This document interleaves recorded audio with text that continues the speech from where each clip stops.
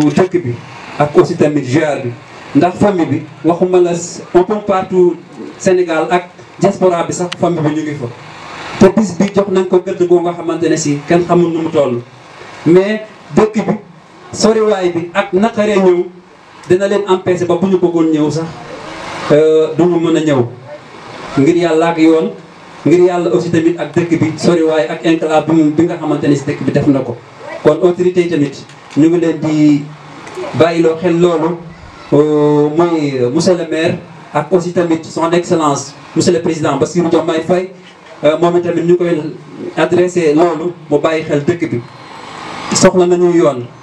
beneen bi aussi tamit mooy wàllu électricité boo xoolee manqué na si dëkk bi te jamono bi fi nga xamante ni fa la jamono toll yaakaar naa amul benn dëkk boo nga xamante ni si tey war naa yeewu war naa tëdd ci lëndëm waaw dëkk ñëpp ñoo war a am courant parce que loolu moo ñuy may stabilité ngir yàlla insécurité danañu dimbali ci vol de bétail bi ni mu ñu sonal loolu yëpp bu dëkk bi amoon courant danañu dimbali.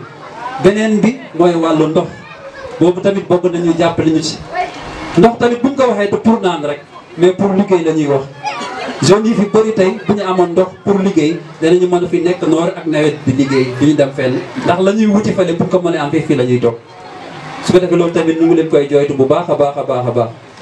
beneen bi mooy école boobu tamit at yëpp ñu ngi koy jooytu amuñu école te loolu dafa nekk droit fondamental ci nit ki te mooy jàng ndax suñu borom sax def ni bala nga maa jaamu te mooy xam kon. da ngay gis ne njàng dafa nekk lu fondamental ci dundu nit ki mënul ñàkk ci dundu nit ki kon tamit ñu ngi leen koy bàyyiloo xel bu baax a baax a baax a baax santé aussi suñu waajur lim ci indi doy na kon loolu daal grosso modo loolu la ñu doon wax ci comme temps bi gudd na te wax dëgg yàlla bëgguñu tenir nit ñi lu yàgg te bis boobu ba léegi ñu ngi fi su ko defee loolu rek lañ ci doon wax ñu ngi sant ñëpp di gërëm ñëpp soo amee lu manqué rek ci man la mais jeunesse bi wax dëgg yàlla ñu ngi leen di jaajëfal bu baax a baax a baax ci taxawaay Aujourd'hui, on est ici pour la célébration, la commémoration du Ziara annuel de Taïba Peul, organisé pour vraiment rendre hommage à nos ancêtres, mais aussi pour des prières pour le repos de leurs âmes. Vous êtes dans quelle édition? Nous sommes à la 27e édition cette année-ci. Voilà. Donc il y a des préoccupations du village, revenez un peu là-dessus. Voilà, les préoccupations du village sont nombreuses. Le village de Taïba Peul, c'est un village qui manque de tout presque. On peut dire ça. Parce que en venant, vous avez traversé des difficultés pour venir accéder au village de Taïba Peul. La route est désastreuse. La route est vraiment dans un état très chaotique. Et vraiment, nous interpellons les autorités à vraiment résoudre ce problème qui est vraiment un problème majeur dans le village. Mais aussi, il y a aussi un problème d'électricité.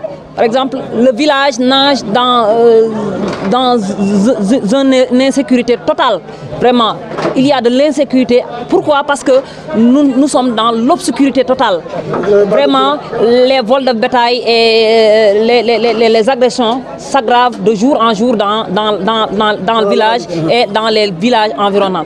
Donc, nous interpellons encore une fois les autorités, plus particulièrement le président de la République et son ministre et son premier ministre, M. Bassirou Diomaye Faye et M. Ousmane Sonko, afin de venir en aide la population du village de Taïba Peul et les villages environnants. Vous avez aussi un problème d'eau? Mais aussi, nous avons un problème d'eau. Un problème d'eau, par exemple, supposons si il avait installé ici un forage dans le village ou bien dans un village proche.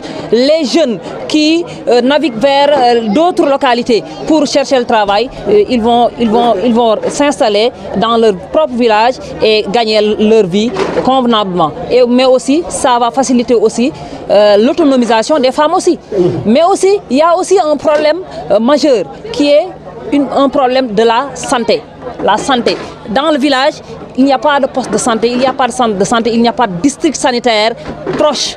pour évacuer les malades, les femmes enceintes, les personnes malades. Il va falloir faire des kilomètres et des kilomètres et la route est impraticable.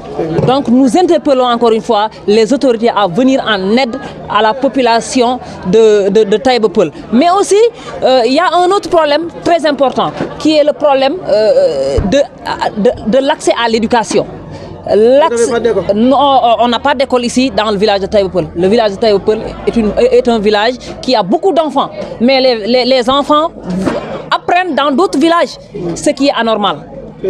Et c'est des enfants du pays. Tous les enfants du Sénégal doivent être à égale dignité, à égal traitement. Donc nous interpellons les autorités éducatives à régler ce problème. Mais aussi, il y a un autre problème de la forêt. Et nous interpellons les eaux et forêts et il y a des coupeurs d'arbres, il y a aussi des chameaux, etc. Il faut régler ces problèmes pour que vraiment la population qui pratique principalement l'élevage puisse exercer convenablement ce métier-là.